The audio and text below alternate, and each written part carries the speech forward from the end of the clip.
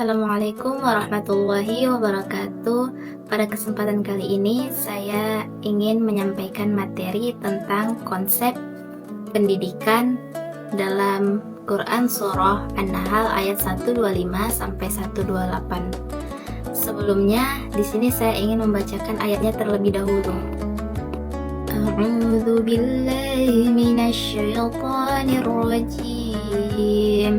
Bismillahirrahmanirrahim. Ud'u ila sabili rabbika bil hikmati wal mau'izatil hasanati wajadilhum billati hiya ahsan. Inna rabbaka huwa a'lamu biman dhalla an sabilihi wa huwa a'lamu bil muhtadin. Wa in 'aqabtum fa'aqibu bimithli ma 'uqibtum bih wa la in sabartum lahuwa khairul lis-sabirin. Wasbir wa ma sabruka illa billahi wa la tahzan 'alaihim wa la taku fi dhayqin mimma yamkurun. Innallaha ma'al ladhina ittaqaw wal ladhina hum muhsinun. Shadaqallahul azim. Yang artinya, serulah manusia kepada jalan Tuhanmu dengan hikmah dan pengajaran yang baik, dan berdebatlah dengan mereka dengan cara yang baik.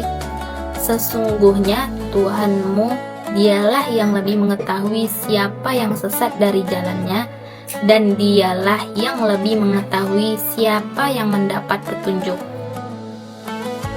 Dan jika kamu membalas, maka balaslah dengan balasan yang sama dengan siksaan yang ditimpakan kepadamu.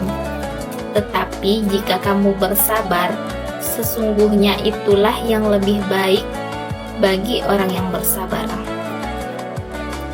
Dan bersabarlah Muhammad, dan kesabaranmu itu semata-mata dengan pertolongan Allah, dan janganlah engkau bersedih hati terhadap kekafiran mereka, dan jangan pula bersempit dada terhadap tipu daya yang mereka rencanakan.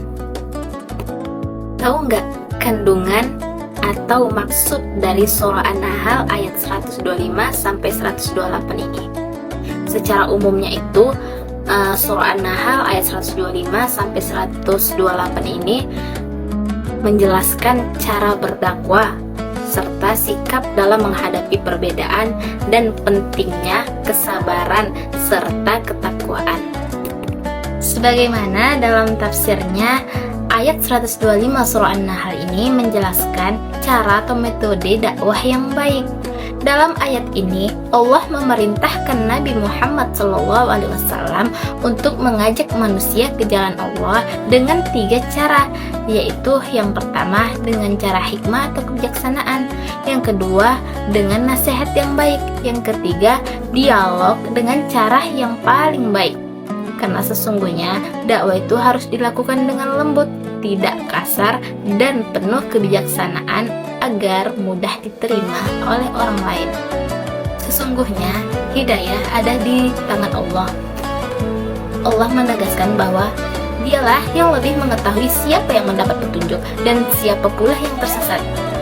Tugas seorang rasul atau pendakwah hanyalah menyampaikan ajaran dengan cara yang baik, sedangkan hasilnya diserahkan kepada Allah Subhanahu wa Ta'ala. Kemudian pada ayat 126 dijelaskan bahwa jika seorang ingin membalas kezaliman, maka balaslah secara setimpal dan tidak berlebihan. Namun bersabar dan memaafkan itu lebih baik dan lebih utama, karena Allah memberikan pahala bagi orang-orang yang bersabar. Selanjutnya, perintah bersabar dalam berdakwah. Ayat 127 ini memerintahkan Nabi Muhammad SAW untuk tetap bersabar menghadapi penolakan dan gangguan dari orang-orang yang menentang dakwah. Kesabaran tersebut hanya dapat dilakukan dengan pertolongan dari Allah SWT, karena sesungguhnya Allah bersama orang-orang bertakwa dan berbuat baik. Kemudian pada ayat 128 Allah menegaskan bahwa Dia selalu bersama orang-orang yang bertakwa dan orang-orang yang berbuat kebaikan, yang mana mereka menjalankan semua perintah Allah dengan ikhlas dan berusaha untuk berbuat baik dalam setiap amalnya. Jadi, inti tafsir Al-Maraghi Quran Surah An-Nahl ayat 125-128 mengajarkan bahwa dakwah harus dilakukan dengan hikmah, nasihat yang baik, dan dialog yang santun, disertai dengan kesabaran dan sikap pemaaf. Karena sesungguhnya hidayah hanya milik Allah, sedangkan manusia hanya berkewajiban menyampaikan kebaikan dengan cara yang baik.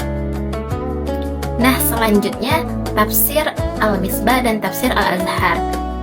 Singkatnya, para mufassir ini sama-sama menjelaskan metode berdakwah yang baik, yaitu dengan hikmah, nasihat yang baik, dan dialog yang santun, serta menekankan sikap sabar dan ketakwaan dalam menghadapi perbedaan atau penolakan.